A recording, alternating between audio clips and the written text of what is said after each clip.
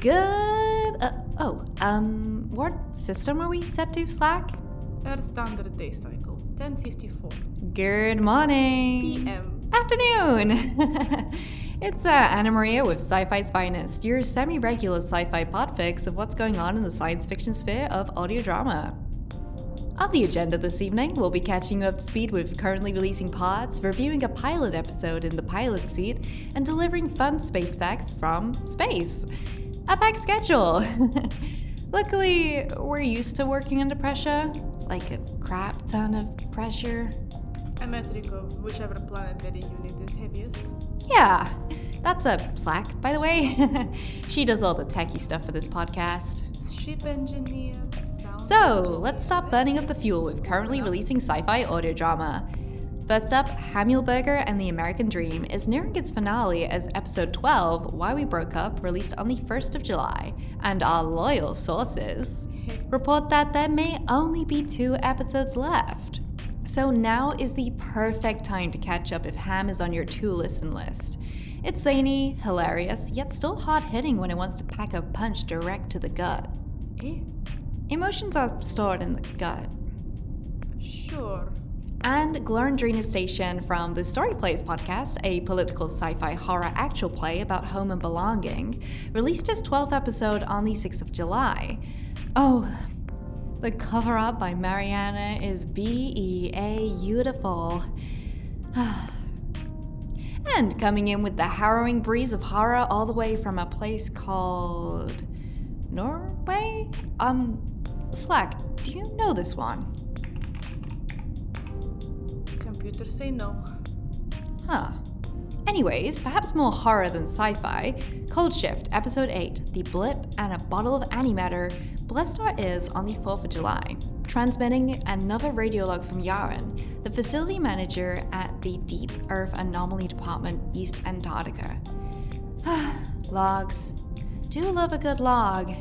I do not when I am recording them, but I like to listen quietly.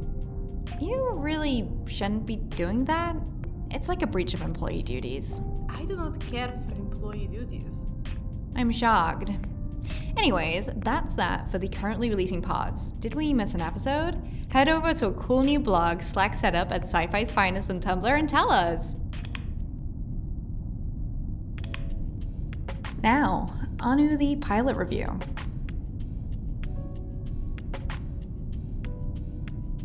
This episode's pilot review, delivered to you from the pilot scene, is for I Found A Wormhole by PCK. It's 5 episodes long, with runtime ranging between 15 and 18 minutes, so it's perfect if you're a completionist like me, who loves a pod they can sink into pretty quickly.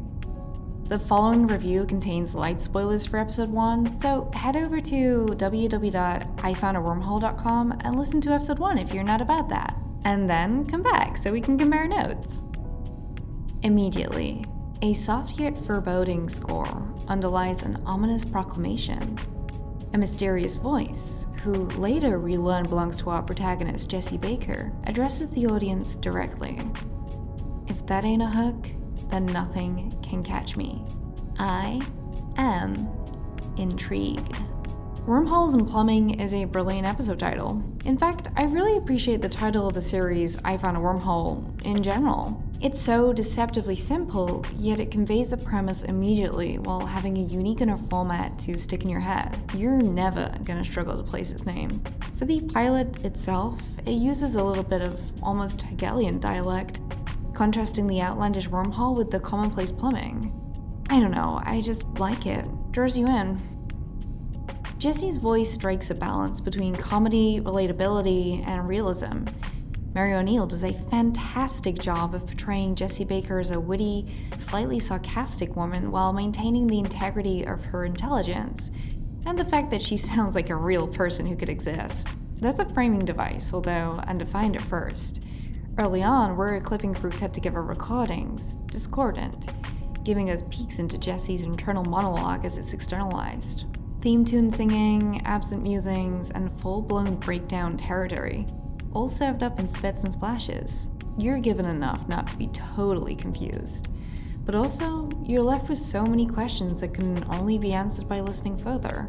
What if you did wear glasses at the nudist colony?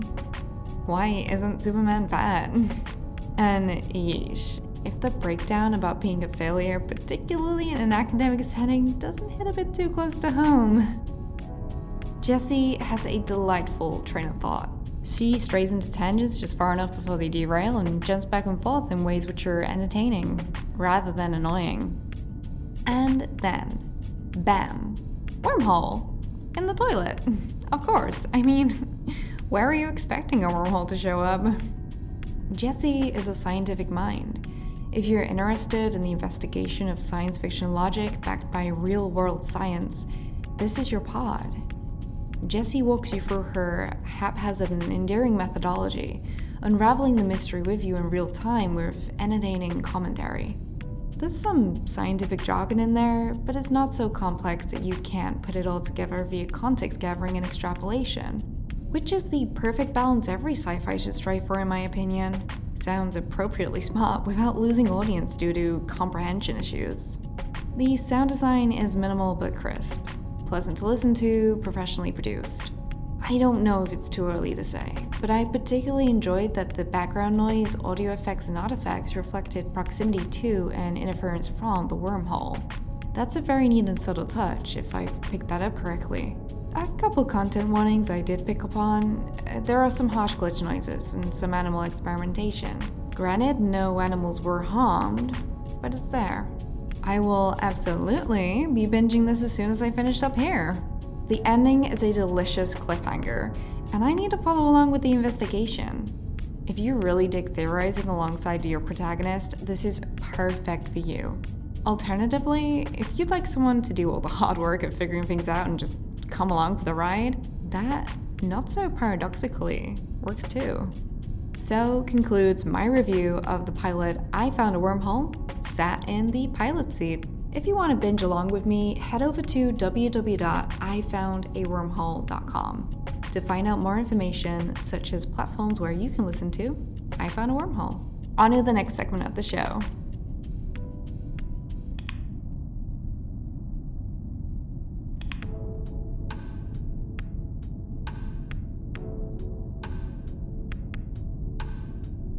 Space fact. Slack, do you have a space fact? You don't? Well, I did study quantum plasma biology, physiology, but it's a highly specialized degree on the intersection between quantum physics, plasma science, new millennium biologies, and psychology. So I figured something would come to me, but it's all too entrenched within itself to siphon into a fun fact format. Whatever. Sure. Space smells. Obviously. Not obviously. Listener may not have smelled space, you know. Not everyone leaves their home planet, or depot, or asteroid, and so on. Also, not every species of human has olfactory senses. True enough. While space may be silent, it smells. Some say like metal, like welding. Some say charred meat, gunpowder, or burnt electric wiring. Interstellar dust clouds can smell like ice cream made from an acorn's urine. She, means a cat, acorn, not an acorn.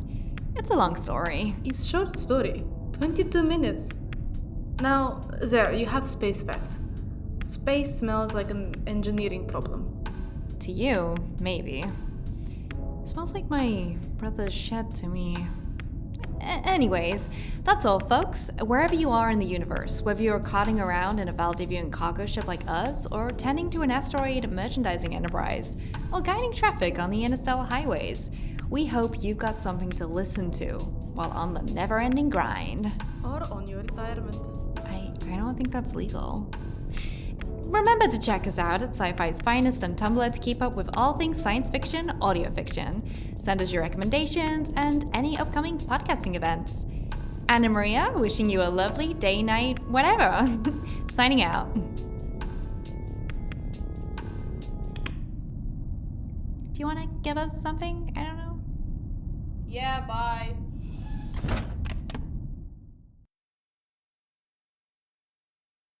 Sci-Fi's Finest is brought to you by Valdivian's Finest and its related podcasting productions. The news on podcasts is real, but the characters and setting are not. If you'd like to know more about Anna Maria and Slack's lore, head over to our Tumblr at Valdivian's Finest and our website, valdivian.carrd.co. This episode was written and edited by Envy May. Anna Maria was played by Envy May, and Slack was played by Natalie Valentine. Hear you next time, Courier.